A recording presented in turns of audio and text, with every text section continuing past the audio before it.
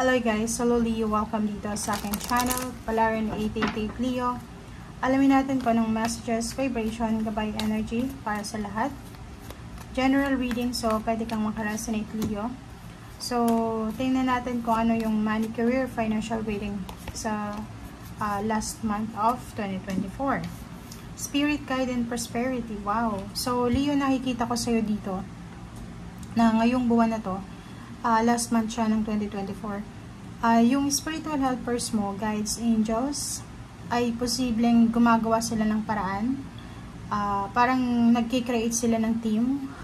Sobra silang generous sa Leo na pwedeng i-shower nila yung abundance and prosperity, yung windfall of money and success. So, nakikita ko sa'yo dito na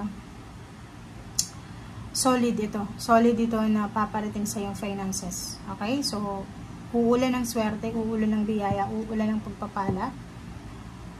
You're protected, you're loved, you're guided, you're being watched. So, nakikita ko yung prosperity dito. Sa anumang klase ng saan mang galing yan, hindi naman sinabi dito kung paano makukuha, but sinasabi na uulan siya. Magsha-shower Leo ng pera sa buhay mo ngayong buwan na to. Marami sigurong magsha-share, like, tutulong, diba? Magbibigay ng ambag, magbibigay ng parang regalo, parang ganun. So, comment down below if you're resonated.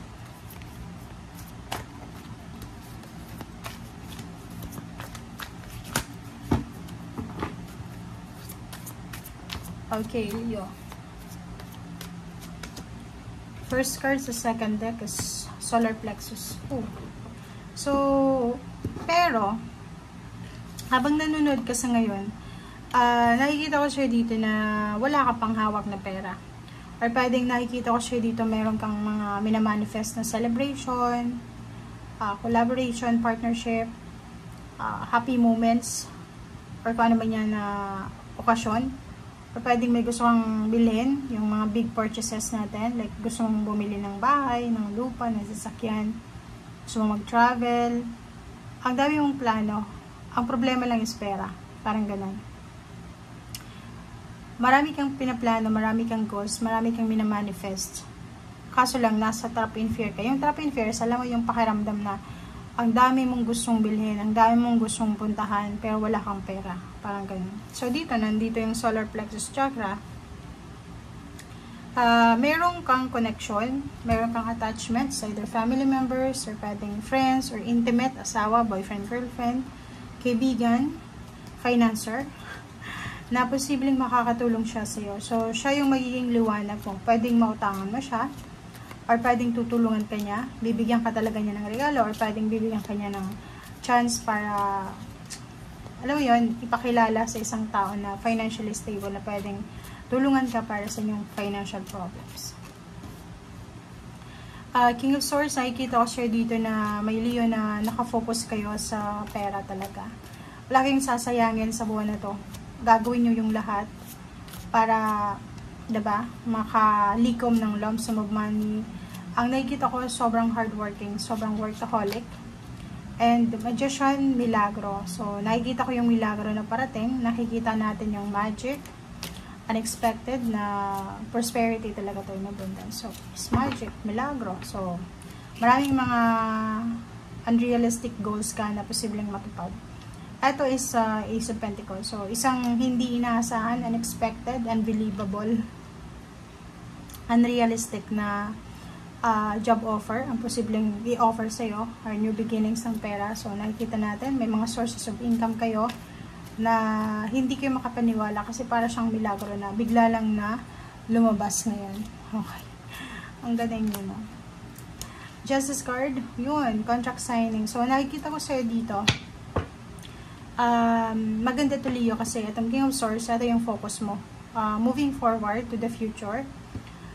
Isang magical new beginnings, balance, yin and yang, diba? Ang posibleng darating sa'yo. May mga contract signing dito, mayroong mga paperworks, mag-aasikaso ng mga dokumento para sa government, like mga requirements, birth certificate, cedula, ano pa ba, mga yun, requirements para sa bagong trabaho na papasukin mo or confirm mo. As you're the Fool, Nakikita ko sa'yo dito yung may mga offer sa'yo. Yun, offer from water sign, Pisces, Scorpion, Cancer. Pwedeng offer ng money, suporta, protection. Kung ano mang offer na to na may involved na pera. Nakikita ko siya dito na medyo hindi ka masyadong parang nagtitiwala. Pero, ang nakikita mo dito, Zero the Fool, sinasabi na, for example, mayroon kang kapatid, kaibigan, or kapamilya na hindi kayo masyadong maganda yung relationship nyo. Away kayo ng away. Misunderstanding, left and right. But, end of the day, nagkaroon kayo ng chance para mag-usap, ganyan ganito. At siguro may ino-offer sa sa'yo. It's either new beginnings ng relationship, like collaboration, partnership. Pero nakikita ko siya dito na hindi ka masyadong interesado. Okay? Parang hindi okay. Let go, let God, let it flow. Parang sawang-sawa ka na. Okay, so 9 of Cups and 6 of Wands. Nakikita ko siya dito na mayroong Leo na pagod na kayo. Pagod na pagod yung iba sa buwan ng December kasi ang dami mong ganap. Madami kang events, marami kang ginagawa. Marami kang gustong tapusin, ganyan-ganito. Emotionally and financially, magkabila sila. Kabilaan, 99. Emotionally, financially, nakikita ko na sobra kang excited. Ibig sabihin, emotionally, mayroon kang mga isa-celebrate na success, recognition, prosperity, abundance, triumphant success. Lahat ng klase ng success nandito na.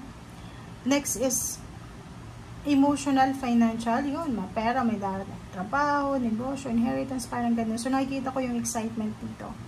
Parang, ikaw na ata yung pinakamasaya ngayong Disyembre na to. Ito yung month na sobra kang masaya.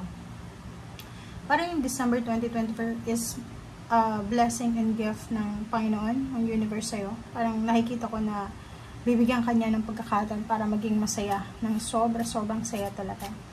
And victory, success, yun, overall, victory, success, recognition, travel, payouts, payments, excitement, new beginnings, financial wealth, a windfall of money, windfall of protection, diba? Emotional protection. So, nakikita ko siya dito na paalis ka na. Yung direction mo dito is paalis ka na. Paalis ka na sa paghihirap, paalis ka na sa sakit, and papunta ka na doon sa King of Pentacles. So, ibig sabihin, etong December ito, ito na yung simula, ito yung first month ng success mo. Yung talagang overall success siya. Hindi yung parang pitsu-pitsu lang. Ito yung parang simula ng pagtalikod mo doon sa kahirapan. Kahirapan sa pera, kahirapan sa health, and then papunta ka na dito sa King of Pentacles. Yung parang rags to riches. Biglang yumaman ng isang gabi lang, or isang buwan lang, biglang nagbago yung takbo ng buhay. Okay? So, thank you guys. Bye!